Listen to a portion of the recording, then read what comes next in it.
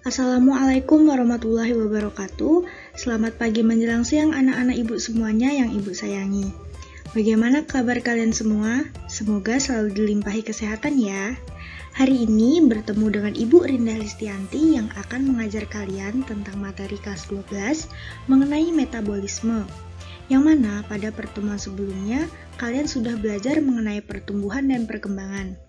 Nah, sebelum memulai pembelajaran hari ini, silahkan kalian berdoa di rumah masing-masing agar diberi kelancaran dan kemudahan untuk pembelajaran hari ini.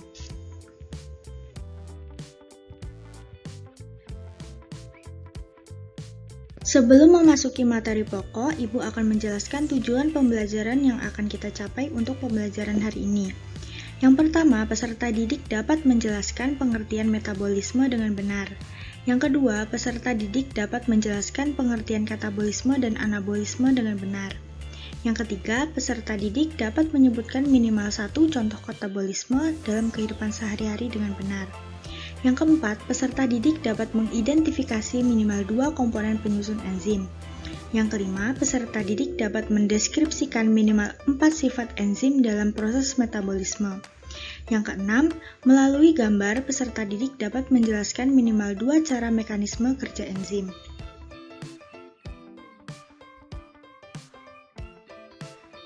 Yang ketujuh, melalui gambar atau grafik ataupun tabel, peserta didik dapat mengidentifikasi minimal 2 faktor yang mempengaruhi kerja enzim.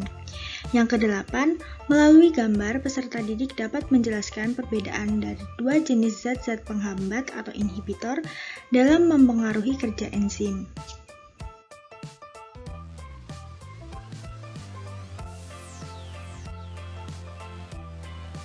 Kemudian di sini juga ada materi pokok yang akan kalian pelajari untuk hari ini.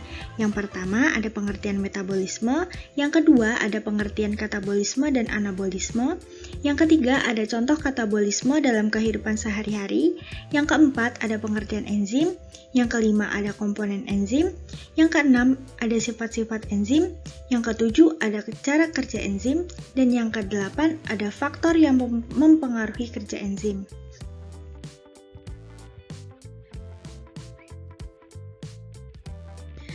Dalam kehidupan sehari-hari, kalian sudah tidak asing lagi dengan salah satu kendaraan ini. Iya, mobil. Dan kalian pasti tahu kan kalau mobil itu bisa bergerak karena mendapatkan energi dari bensin. Nah, tapi pernah tidak sih kalian juga penasaran dari mana kita mendapatkan energi? Ya, kita mendapatkan energi dari makanan yang kita konsumsi sehari-hari.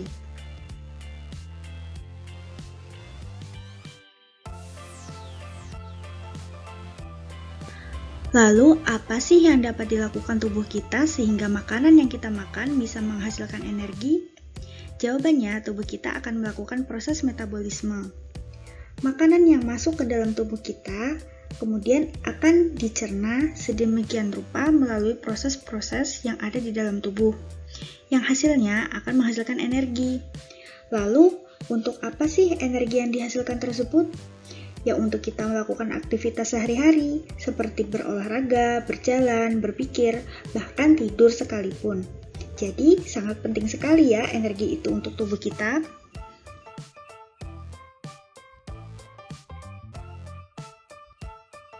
Lalu, saat proses metabolisme makanan terjadi di dalam tubuh kita, apakah ada keterlibatan enzim di dalamnya? Jawabannya, tentu saja ada. Nah, bagaimana ya keterlibatan enzim dalam metabolisme tubuh kita? Penasaran? Yuk kita pelajari bersama-sama. Metabolisme berasal dari kata metabol yang berarti perubahan. Metabolisme merupakan keseluruhan reaksi kimia yang berlangsung di dalam tubuh organisme yang hidup. Perubahan yang disebut tadi memiliki 2 arti. Yang pertama dapat berubah menjadi senyawa yang lebih kompleks, dan yang kedua dapat berubah menjadi senyawa yang lebih sederhana. Dengan begitu, metabolisme dapat dibagi menjadi 2 jenis, yaitu katabolisme dan anabolisme. Katabolisme sendiri merupakan proses pemecahan makromolekul atau senyawa yang lebih kompleks seperti karbohidrat, lemak, protein, dan asam nukleat yang diubah menjadi molekul yang lebih sederhana. Contohnya adalah pengubahan karbohidrat menjadi karbon dioksida dan uap air dalam proses respirasi sel. Nah, katabolisme ini akan menghasilkan energi bebas sehingga disebut dengan reaksi eksergonik. Energi yang dihasilkan kemudian akan disimpan dalam molekul pembawa energi tinggi seperti ATP dan NADPH. Nah, katabolisme ini kemudian juga dibagi lagi menjadi respirasi aerob dan respirasi anaerob. Yang kedua ada anabolisme. Nah, anabolisme ini merupakan proses pembentukan makromolekul dari molekul yang lebih sederhana menjadi molekul yang lebih kompleks. Pembentukan reaksi ini memerlukan energi bebas sehingga disebut dengan reaksi endergonik. Adapun keseluruhan proses anabolisme ini dibagi menjadi dua, yaitu ada fotosintesis dan kemosintesis.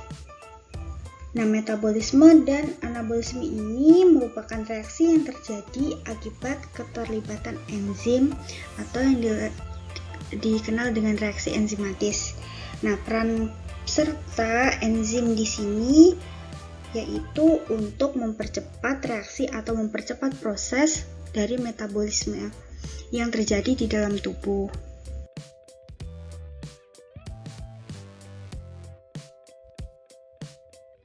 Nah, di sini ada contoh katabolisme dalam kehidupan sehari-hari. Yang pertama ada pencernaan, kemudian ada respirasi seluler, kemudian ada fermentasi, dan yang selanjutnya ada olahraga fisik. Yang mana seluruh dari contoh yang Ibu sajikan di sini pasti sudah pernah kalian lakukan dalam kehidupan sehari-hari. Mungkin saja kalian tidak sadar telah melakukan contoh dari katabolisme tersebut.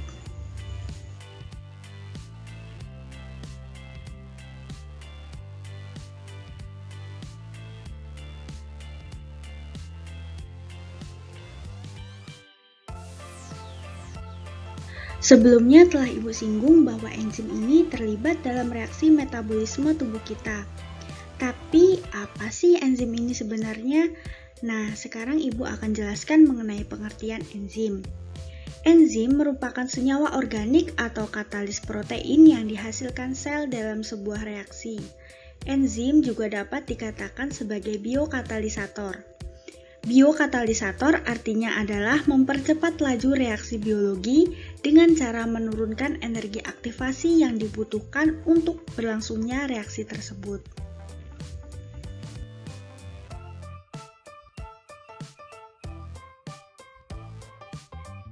Nah, selanjutnya ada komponen penyusun enzim. Komponen penyusun enzim dibagi menjadi dua. Yang pertama ada enzim sederhana atau apoenzim. Apoenzim ini merupakan komponen utama penyusun enzim berupa protein. Yang kedua ada enzim konjugasi atau kofaktor, yang artinya komponen penyusun enzim berupa non-protein. Nah, enzim konjugasi ini dari kekuatan ikatannya terhadap enzim dibagi menjadi dua, yaitu gugus prostetik. Contohnya ada flavin, adenin dinukleotida atau FAD, dan koenzim, yang contohnya vitamin B6, NAD, dan NADP+.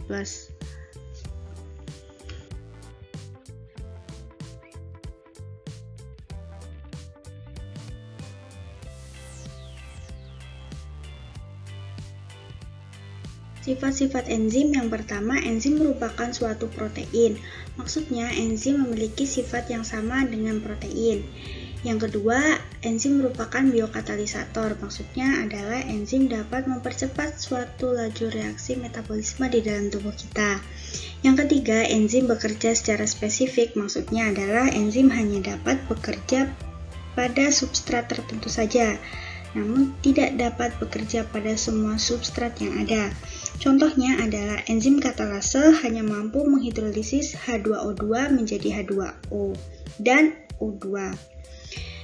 Yang keempat, enzim ini bekerja secara bolak-balik. Maksudnya, enzim tidak dapat menentukan arah reaksi, namun hanya dapat mempercepat laju reaksi saja untuk mencapai keseimbangan. Contohnya, ada pada enzim lipase dapat mengubah lemak menjadi asam lemak dan gliserol. Sebaliknya, lipase juga mampu menyatukan gliserol dan asam lemak menjadi lemak. Yang kelima, enzim dapat bereaksi dengan substrat asam atau basa.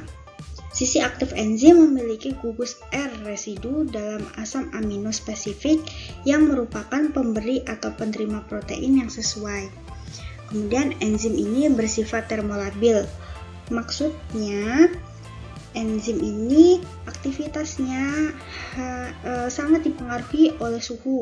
Nah, jika suhunya terlalu rendah, enzim ini akan bekerja sangat lambat.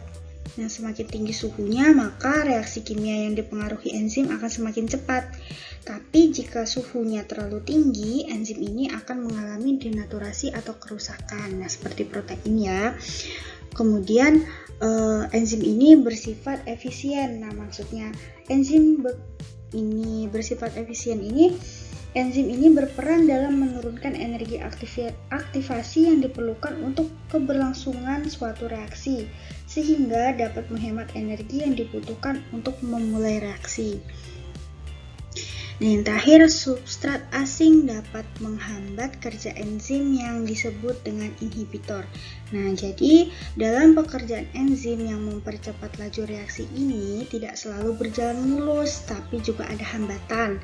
Nah, jika kerja enzim ini terhambat, maka akan berpengaruh terhadap laju reaksi metabolisme yang ada di dalam tubuh kita. Nah, hambatan inilah yang dinamakan dengan inhibitor.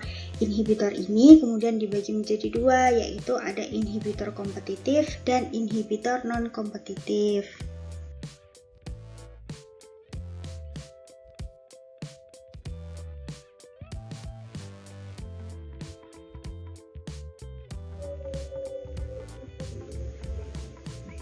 Ada cara kerja enzim. Nah, cara kerja enzim ini dibagi menjadi dua macam, yaitu yang pertama ada lock and key atau kunci dan gembok. Yang kedua ada induce fit atau kecocokan terinduksi. Nah, pada cara kerja enzim lock and key ini, mekanisme kerja enzimnya yaitu cara kerja enzimnya diibaratkan seperti gembok dan anak kunci. Nah, enzim ini diibaratkan sebagai gemboknya dan substratnya itu diibaratkan sebagai kuncinya, sedangkan sisi aktifnya itu merupakan lubang pada gemboknya. Nah, enzim ini memiliki sisi aktif yang berguna sebagai tempat melekatnya substrat, seperti kunci yang masuk ke dalam gembok. Nah, sisi aktif pada enzim lock and key ini tidak bersifat fleksibel. Jadi, cara kerja enzim lock and key ini hanya berlaku untuk enzim dan substrat yang sesuai saja agar dapat bereaksi dan kemudian dapat menghasilkan produk. Selanjutnya, produk akan dilepaskan dari sisi aktif dan enzim akan siap untuk menerima substrat baru. Selanjutnya, cara kerja enzim induce fit atau kecocokan terinduksi. Maksudnya adalah, enzim ini memiliki sisi aktif yang fleksibel. Maksudnya adalah enzim ini sisi aktifnya akan menyesuaikan dengan bentuk substrat yang akan melekat pada sisi aktif enzim. Nah, pada substrat ini yang akan bertemu enzim, sisi aktifnya akan berubah mengikuti bentuk substrat yang datang untuk berikatan dengan enzimnya, yang kemudian akan terbentuk molekul-molekul substrat yang sesuai dengan sisi aktif enzim yang kemudian membentuk kompleks enzim substrat. Setelah terjadinya reaksi dan produk telah dibentuk, enzim itu akan lepas.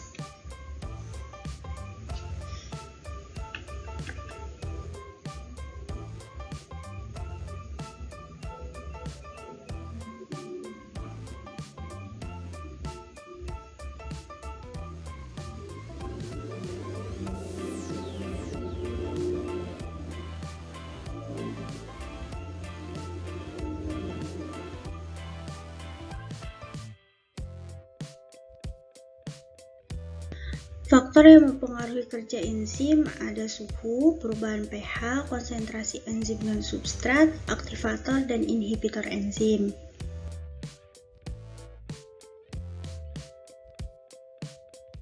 Faktor yang mempengaruhi kerja enzim yang pertama ada suhu. Nah, aktivitas enzim ini sangat dipengaruhi oleh adanya suhu. Nah, enzim pada suhu 0 derajat Celcius ini dikatakan tidak aktif, tapi juga dikatakan tidak rusak. Nah, jika suhu dinaikkan hingga mencapai batas yang optimum, artinya aktivitas enzim ini akan semakin meningkat. Artinya laju reaksi enzim ini juga akan semakin cepat. Nah, apabila enzim ini suhunya terus dinaikkan hingga mencapai suhu yang tinggi atau sangat tinggi, ini dapat mengakibatkan enzim mengalami denaturasi protein, yang artinya enzim tersebut dapat menjadi rusak. Nah, untuk suhu optimum enzim manusia umumnya berada pada kisaran 30 sampai 40 derajat Celcius. Sedangkan untuk suhu yang sangat tinggi yang mana dapat mengakibatkan enzim kita rusak itu berada sekitar lebih dari 50 derajat Celcius pada manusia. Nah, sedangkan suhu optimal untuk enzim bakteri termofilik atau enzim yang toleran pada panas, bakterinya maksudnya, itu berada di kisaran 70 hingga 80 derajat Celcius.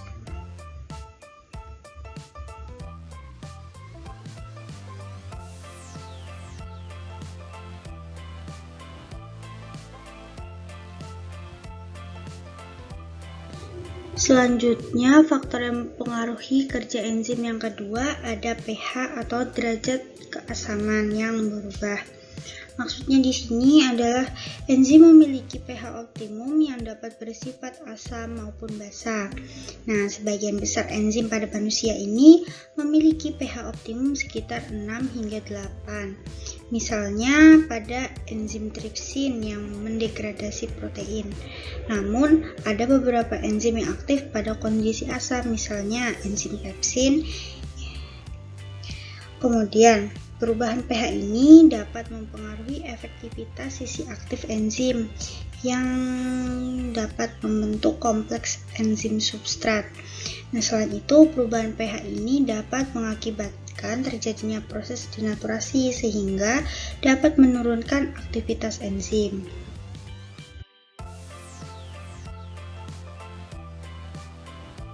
Faktor yang mempengaruhi kerja enzim selanjutnya ada konsentrasi enzim dan konsentrasi substrat.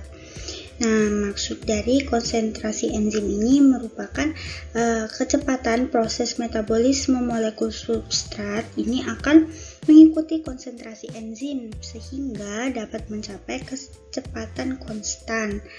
Yang mana kecepatan konstan ini akan terjadi jika semua substrat sudah terikat oleh enzim. Nah, sedangkan konsentrasi substrat itu maksudnya merupakan adanya penambahan konsentrasi substrat yang akan meningkatkan kecepatan reaksi pada jumlah enzim tetap sehingga dapat mencapai kecepatan yang konstan. Nah, kecepatan yang konstan ini akan terjadi jika seluruh enzim ini dapat mengikat substrat.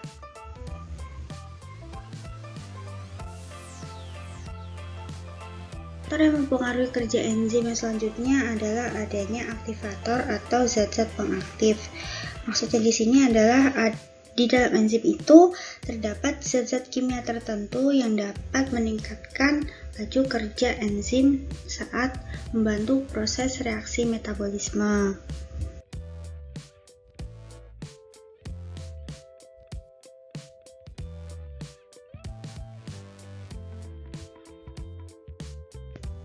Faktor yang mempengaruhi kerja enzim yang terakhir ini ada inhibitor enzim. Inhibitor enzim dibagi menjadi dua, yaitu ada inhibitor kompetitif dan inhibitor non-kompetitif.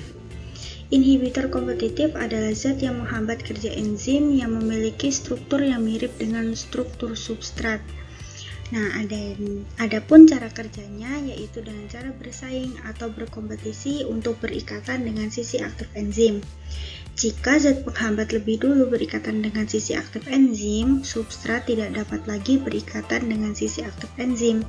Sebaliknya, zat penghambat ini dapat dihilangkan apabila substrat lebih dulu berikatan dengan sisi aktif enzim. Nah, yang kedua ada inhibitor non-kompetitif.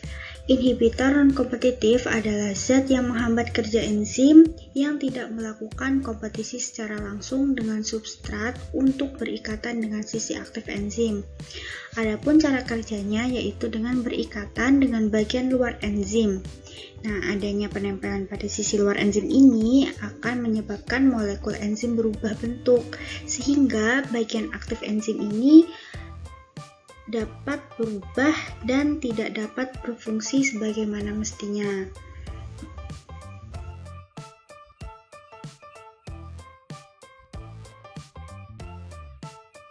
Nah, itu saja materi yang dapat Ibu sampaikan. Semoga dapat dimengerti ya. Selanjutnya akan dibuka sesi diskusi. Silakan bertanya apabila ada yang akan ditanyakan. Itu saja. Wassalamualaikum warahmatullahi wabarakatuh.